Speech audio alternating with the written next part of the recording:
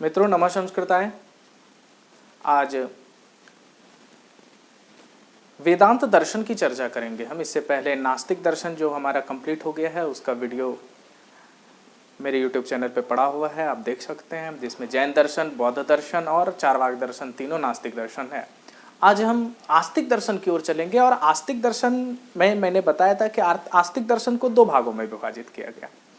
एक कहा गया वेद पर आधारित दर्शन और दूसरा आया लौकिक विचारधाराओं पर आधारित दर्शन। तो जो वेद पर आधारित दर्शन थे वे दो प्रकार के हैं, एक है मीमांसा और दूसरा है वेदांत। वेदांत दर्शन को ही उत्तर मीमांसा कहा जाता है और मीमांसा को पूर्व मीमांसा भी कहा जाता है। तो वेदांत दर्शन की आज हम चर्चा करेंगे। तो वेदांत दर्शन, वेदांत संप्रदाय जो है यह ब्रह्म जीव विचार के नाम से जाना जाता है, ब्रह्म की परिकल्पना और जीव की परिकल्पना। तो वेदांत दर्शन के चार प्रकार हुए आगे चल के। एक अद्वैतवाद जो शंकराचार्य के द्वारा निर्धारित किया गया, दूसरा विशिष्टाद्वैतवाद जो रामानुजाचार्य के द्वारा किया गया, तीसरा आया द्वैतवाद जो माधवाचार्य के द्वारा, और चौथा द्वैताद्वैतवाद जो निम्बार्काचार्य के द्वारा, और पांचों का सम्मिश्रण आया शुद्धाद्वैतवाद जो वल्लभाचार्य के द्वारा दिया गया। तो इसमें आज जो है हम शंकराचार्य के बारे में पढ़ेंगे।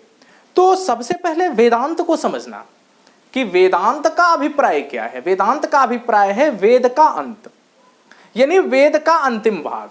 वस्तुतः वेदांत की जो उत्पत्ति है यह वेदांत की अभिव्यक्ति उपनिषदों से ही होती है, क्योंकि उपनिषद जो है वह वेदों के बाद आया और ब्रह्मसूत्र के रचनाकार या उनके प्रणेता जो हैं वह बादरायण, उन्होंने वहीं से वेदांत दर्शन का प्रादुर्भाव माना जाता है। तो ब्रह्मसूत्र को कई नामों से भी जाना जाता है, शारीरिक मीमांसा, वेदांत सूत्र, शारीरिक सूत्र या उत्तर मीमांसा, इन सब नामों से जाना जाता है। तो वेदांत संप्रदाय जो आज हम ब्रह्मजीव विचार की चर्चा करेंगे इसके अंतर्गत, वेदांत संप्रदाय के अंतर्गत, तो इसमें हम कई चीजों को देखेंगे कि अद्वैत का मतलब क्या है।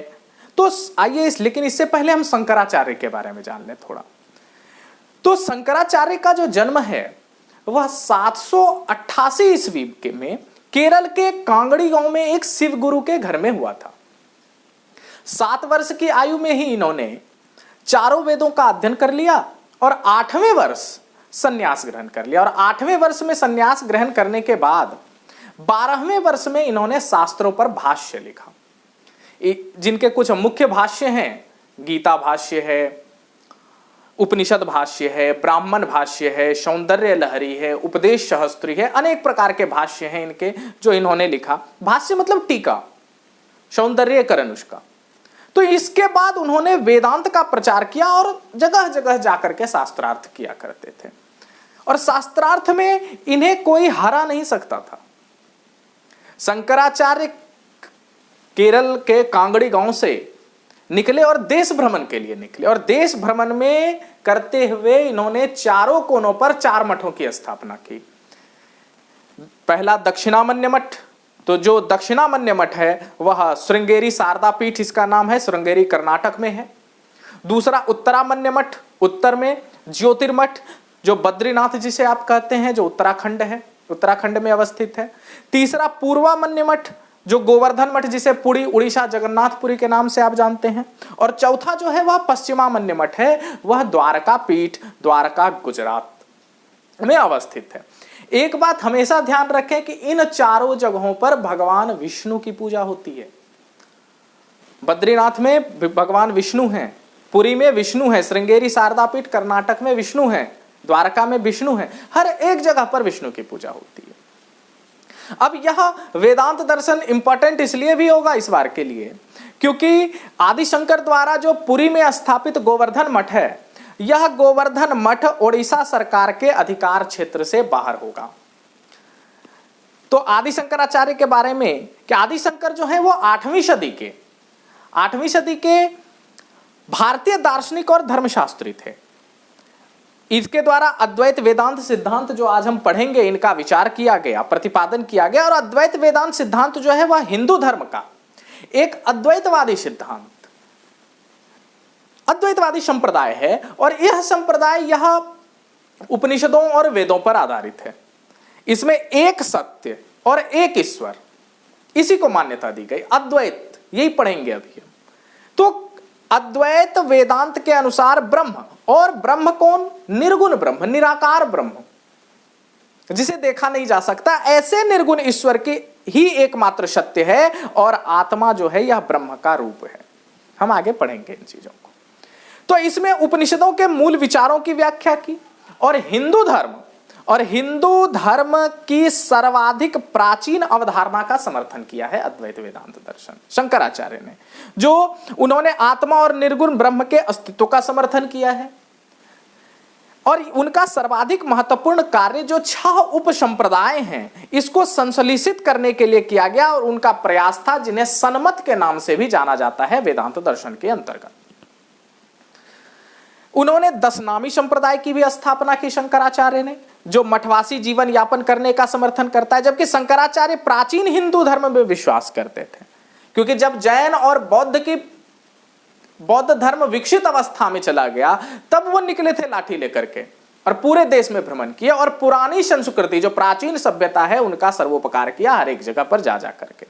तो उन्होंने 4 मठ का निर्माण किया, और उन्होंने प्रसिद्ध जो उपदेश सहस्त्री की भी रचना की है, जिसका शाब्दिक अनुवाद, उपदेश सहस्त्री का मतलब 1000 शिक्षाएं, हजारों उपदेश, 1000 उपदेश दिए गए उपदेश शास्त्री के अंतर्गत। तो ये चीजें, और यह करंट में चल रहा है टॉपिक, इसलिए जो है यह वेदांत दर्शन आपका इंपॉर्टेंट भी होगा। तो भ्रमण जब करने के लिए निकले, तो एक छोटी सी कहानी सुनाता हूं आपको, कि भ्रमण करते हुए वे स्थानीय पंडितों से शास्त्रार्थ भी करते थे, और शास्त्रार्थ करते करते एक बार पहुंच गए मिथिला के महापंडित मंडन मिश्र और उनकी पत्नी विदुषी भारती थी। जनक के पूर्वज राजा मिथि के नाम पर बना मिथिला क्षेत्र अपने सांस्कृतिक तत्वों के विभिन्न रूपों के लिए प्रसिद्ध था, और एक से एक पंडित जो है यह दूर दूर से आते थे शास्त्रार्थ करने हेतु।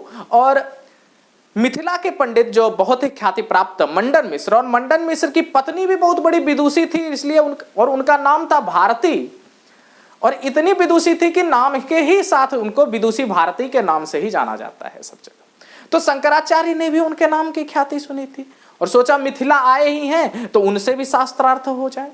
और जब मिथिला गांव पहुंचते शंकराचार्य, तो गांव के बाहर एक कुआं था, और एक कुआं पर जो है पानी भरने वाली महिलाएं थी, और आपस में संस्कृत में वार्तालाप कर रही थी। तो शंकराचार्य के शिष्यों ने जाकर के पूछा कि महिलाओं से कि मंडन मिश्र का घर कहां? तो महिलाओं ने कहा कि आगे चले जाइए, और सीधे रास्ते जाने के बाद जिस दरवाजे पर पिंजड़े में बंद तोते शास्त्रार्थ करते नजर आएंगे, वही मंडन मिश्र का घर होगा। शंकराचार्य आगे बढ़ते हैं, बांस के झुरमुट हैं, धान के लहलहाते खेत जैसे मनोरम दृश्य को देखते हुए गांव पहुंचते हैं, और एक घर के बाहर उन्होंने देखा कि सच में उन्होंने देखा कि द्वार पर पिंजड़े में बंद तोते साकार और निराकार ब्रह्म पर शास्त्रार्थ कर रहे हैं। वे समझ गए कि हो ना हो यही मंडन मिश्र का घर है, और मंडन मिश्र का घर देखते ही मंडन मिश्र ने को पता चला कि शंकराचार्य आए हैं, तो मंडन मिश्र और उनकी पत्नी ने उनका स्वागत किया। सेवा सत्कार के बाद जो है शास्त्रार्थ शुरू हुआ, और विदुषी भारती को जो है जज बनाया गया। और जब जज बनाया गया विदुषी भारती को, तो शास्त्रार्थ होते होते मंडन मिश्र जो है वे शंकराचार्य से हार जाते हैं।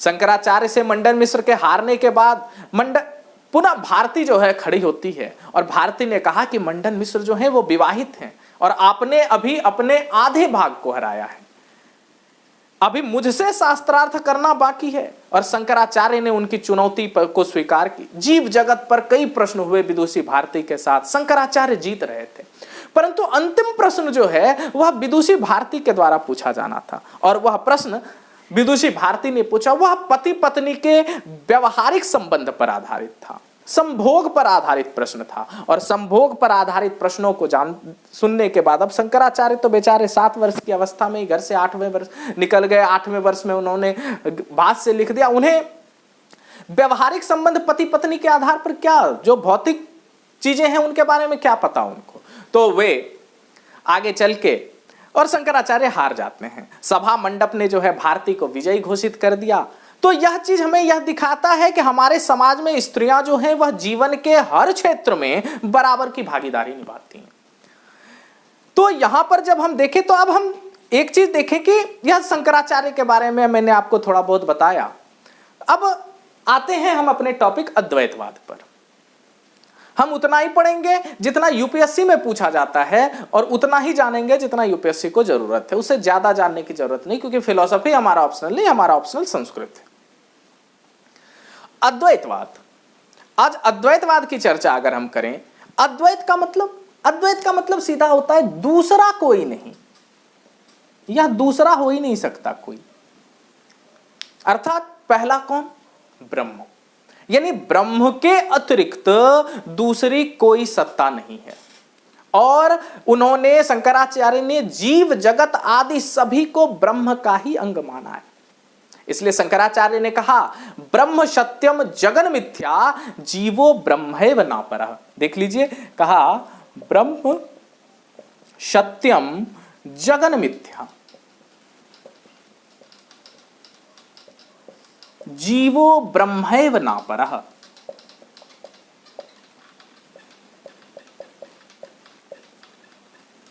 यानी ब्रह्म ही एकमात्र सत्य है, संसार मिथक है, झूठ है, और जीवो ब्रह्मैव नापरः, जीव ब्रह्म के अतिरिक्त कोई सत्ता नहीं है, जीव भी कोई सत्ता नहीं है। यानी और आत्मा के बारे में, आत्मा और ब्रह्म के बीच में सामंजस्य स्थापित किया इन्होंने, और सामंजस्य स्थापित करते हुए कहा कि आत्मा और ब्रह्म एक ही है। कहा, शंकराचार्य से किसी ने पूछा कि कौन है ब्रह्म, तो शंकराचार्य ने उत्तर दिया अहम ब्रह्मास्मि, मैं ही ब्रह्म हूं। तो किसी और ने पूछ लिया कि भाई सिर्फ आप ही ब्रह्म हैं कि और कोई है, तो बोला नहीं, तत्त्वमसि, तुम अभी हो। और कहते हैं सिर्फ मैं और आप यही दोनों ब्रह्म है, बोले नहीं, सर्वम जगदम खलु ब्रह्म, यानी संपूर्ण जगत ही ब्रह्म का रूप है। इसीलिए कहा अयम आत्मा ब्रह्म, यह आत्मा ही ब्रह्म है। तो शंकराचार्य कहते हैं कि सांसारिक माया के कारण अब आत्मा और ब्रह्म को एक ही चीज बताया शंकराचार्य ने, तो शंकराचार्य ने क्लैरिफाई किया कि हम क्यों नहीं पहचान पाते, तो बोला उसका कारण है माया। बोला कि सांसारिक माया के कारण मानव जो है वह आत्मा और ब्रह्म की एकता को पहचानने की भूल कर जाता है, पहचान नहीं सकता उसको। तो बोला क्यों नहीं पहचान पाएगा भाई? बोला माया क्या है? अब यहां प्रश्न उठा एक माया। बोला माया जो है वह भौतिक और जड़ है, माया सत्य नहीं है, माया स्वतंत्र नहीं है, माया जो है वह सिर्फ भाव का एक रूप है। क्यों? माया एक भ्रम है, या एक स्मृति दोष है, या मेमोरी फॉल्ट है, माया सिर्फ आभास मात्र है। तो माया के बारे में बताया कि माया, अविद्या या अध्यास, इन तीन चीजों की परिकल्पना की गई है अद्वैत वेदांत के अंतर्गत। तो ब्रह्म ही सत्य है, जगत मिथ्या है, और जीव ब्रह्म ही है। तो इसमें बताया कि माया जो है वह सांख्य दर्शन की प्रकृति के समान है, भौतिक और जड़ है, किंतु सांख्य की प्रकृति के विपरीत न तो सत है और न ही स्वतंत्र है। जब हम सांख्य पढ़ेंगे आगे तो वह देखेंगे कि माया से कैसे कोरिलेट करते हैं सांख्य दर्शन। तो माया ब्रह्म की अभिन्न शक्ति है, शंकराचार्य कहते हैं, यानी यह ब्रह्म पर आश्रित है, उससे अपृथक है, इसे ब्रह्म से अनन्या कहा जाता है, अनन्या, नो अन्य।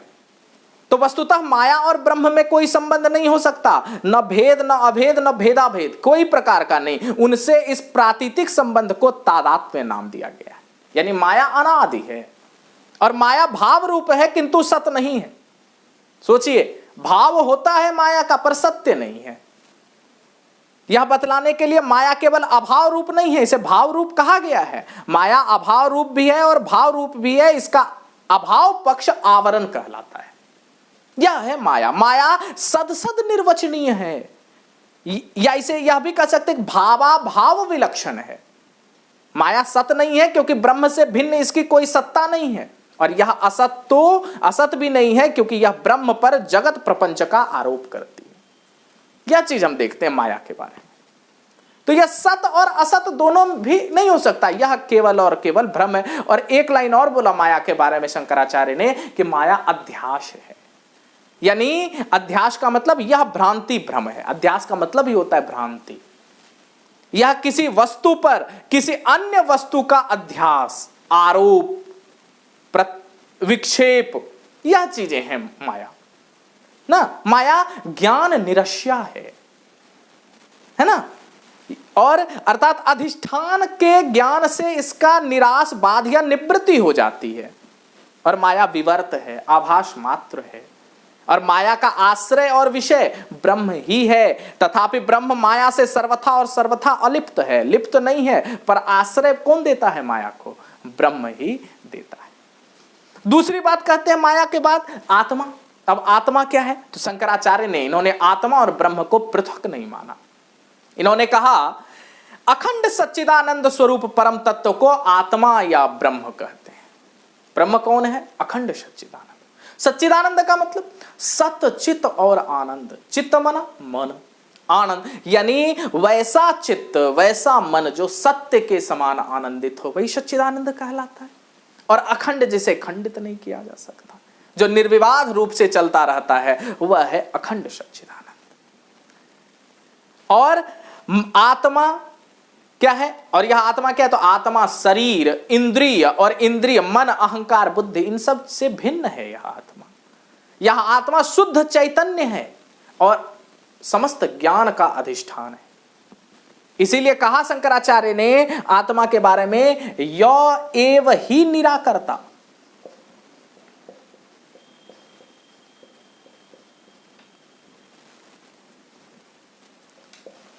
तदैव तस्य स्वरूपम। यह आत्मा के बारे में कहा गया। क्या कहा आत्मा के बारे में? कि इसका निराकरण असंभव है, क्योंकि जो निराकर्ता है वही उसका स्वरूप है। ब्रह्म ही इस आत्मा का स्वरूप है। इसलिए आत्मा इज इक्वल टू ब्रह्म। यह लाइन याद रखेंगे। वेदांत यानी अद्वैत का वाद का जो सिद्धांत है वह आत्मा और ब्रह्म एक ही है। और जो अंतिम बात कहते हैं मोक्ष के बारे में, कि मोक्ष क्या है, तो पहला लाइन कहते हैं, तो शंकराचार्य से पूछा किसी ने कि क्या मोक्ष है? तो मोक्ष, अब सब चीजें तो आत्मा मिल गई, ब्रह्म मिल गई, ब्रह्म के पास जाने का जो भी साधन है वह भक्ति मार्ग, वह भी बताया जाएगा आपको जब आप आगे चल के आएंगे निम्बार्काचार्य में उस समय। तो यहां पर जब बताया जाएगा कि आत्मा और ब्रह्म एक ही है, तो मोक्ष क्या है? तो कहा मोक्ष जो है यह आत्मा या ब्रह्म के स्वरूप की अनुभूति है। आत्मा जो है वह ज्ञान स्वरूप है और मोक्ष आत्मा का स्वरूप ज्ञान है। शंकराचार्य ने कहा कि ब्रह्म और मोक्ष एक ही है। शंकराचार्य कहते हैं कि ब्रह्म और मोक्ष एक ही है। जो ब्रह्म को जानता है वह स्वयं ब्रह्म हो जाता है। देखिए कितनी अच्छी बात कह रहे हैं शंकराचार्य। शंकराचार्य कहते हैं ब्रह्म वेद ब्रह्मैव भवति, ब्रह्म वेद ब्रह्मैव भवति।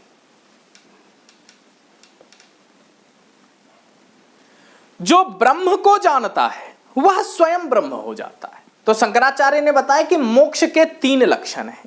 पहला बताया मोक्ष के लक्षण, देख लीजिए। पहला लक्षण बताते हैं कि अविद्या निवृत्तिरेव मोक्षः।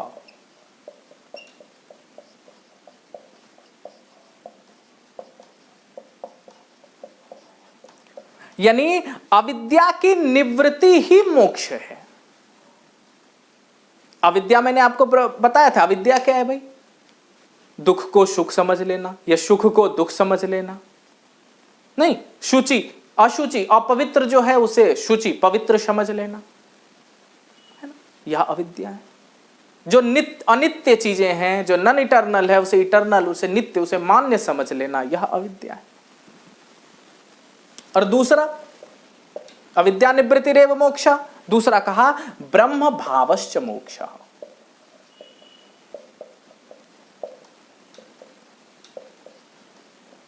यानी ब्रह्म का भाव या ब्रह्म का साक्षात्कार हो जाना ही मोक्ष है। और तीसरा कहते हैं नित्यम शरीरत्वम मोक्ष।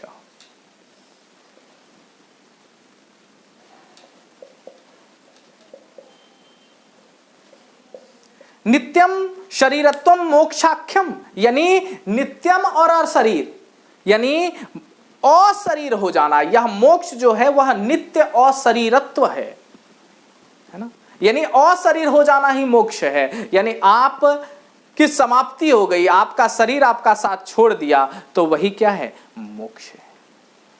तो आदि शंकराचार्य का यह माया, ब्रह्म और इस तत्व के बारे में कि इस तत्व में क्या क्या चीजें बोली गई, इन चीजों को हम समझे। यानी शंकराचार्य ने सबके माया के लक्षण बताए, आत्मा के लक्षण बताए। शंकराचार्य मानते हैं कि व्यवहारिक ज्ञान जो है, व्यवहारिक ज्ञान ज्ञेय वस्तु के बिना नहीं हो सकता। यानी हम अगर किसी चीज को नहीं जान रहे हैं, हम अगर किसी चीज को नहीं समझ रहे हैं, तो क्या वह चीजें सही हैं या क्या वह चीजें गलत हैं, वे इस सिद्धांत को वस्तुवादी से अधिक दृढ़ता से स्वीकार करते हैं। इसीलिए कहा कि व्यवहारिक ज्ञान ज्ञेय वस्तु के बिना नहीं हो सकता। हम किसी चीज को जाने, ज्ञेय मन जानना, हम किसी चीज को जान रहे हैं तभी व्यवहारिक ज्ञान हो सकता है। अगर हम किसी चीज को नहीं जानेंगे तो व्यवहारिक ज्ञान संभव ही नहीं। तो यह ध्यान में रखना आवश्यक है कि शंकराचार्य ने प्रतिभास और व्यवहार भेद, व्यवहार में दोनों में भेद करके व्यवहार को उच्चतर स्तर माना है कि व्यवहार जो है यह सही होनी चाहिए। और आज भी हम देखते हैं कि व्यवहार जो है वह किस प्रकार से जो है सही है, आप क्या करना चाहते हैं, कैसे करते हैं और किन चीजों पर क्या क्या चीजें हैं। तो ब्रह्म, जीव, अब आत्मा के बारे में आपने समझ लिया, मोक्ष के बारे में आपने समझ लिया, तो यह सब चीजें जो है आपके अद्वैत दर्शन के अंतर्गत आती है। अब अद्वैत दर्शन के अंतर्गत बस यही कि अद्वैत दर्शन में माया की चर्चा करें, अद्वैत दर्शन में आत्मा के बारे में क्या कहा गया है यह बताएं। यह सीधा सीधा प्रश्न भी एक बार पूछा, अयम आत्मा ब्रह्म। तो अब मुझे लगता है कि आप जो है प्रश्न को लिख सकते हैं। शंकराचार्य के अद्वैतवाद में इतना ही समझना, आपका सिनॉप्सिस तैयार हो गया है। आप इन चीज़ों को समझ करके अच्छे से जो है आप कंपाइल करें, लिखिए और टेस्ट देते रहिए अच्छे से। और प्लीज़ प्लीज़ प्लीज़ घर में रहिए, अभी सबसे ज़्यादा ये ज़रूरी है। Stay home and stay safe. और जिसने लाइक नहीं किया या जो सब्सक्राइब, लाइक जरूर करिए, और सब्सक्राइब जिसने नहीं किया है सब्सक्राइब भी कर दीजिए। और प्लीज़ हार्ड स्टडी करिए। बहुत बहुत धन्यवाद।